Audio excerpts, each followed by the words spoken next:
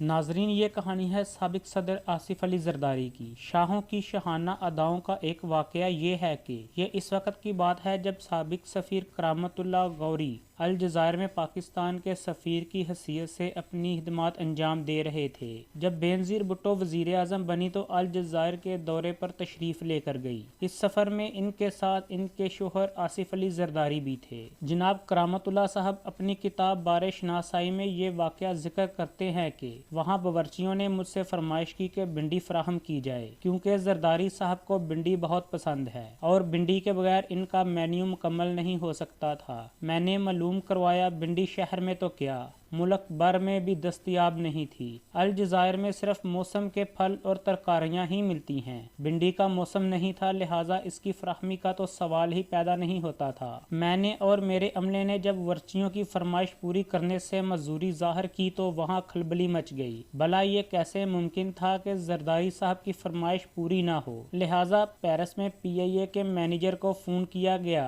और वहाँ से अगली फ़्लाइट पर 2 किलो भिंडियाँ डिप्लोमेटिक कार्गो के अनुमान से अलजायर में पहुंचाई गईं। अगली सुबह VIP फ़्लाइट के मेन्यू में भिंडियाँ नुमायां थी। ये इस वक्त की बात है जब जरदारी साहब इक़्तिदार में नहीं थे। अंदाज़ा लगाएं कि इक़्तिदार में आने से पहले इनके इतने नाज नखरे उठाए जा रहे थे, तो इनके इक़्तिदार में आने के बाद कितने नाज नखरे उठाए गए होंगे और इन्होंने कितनी ही अय्याशियाँ की होंगी। इसकी भी एक मिसाल हमारे सामने मौजूद है। अक्टूबर 2016 में जरदारी साहब से मुतल्लक खबर आई कि इन्होंने अपने बैरून मुल्क दौरों में वेटर्स को 61 लाख रुपए दिए थे।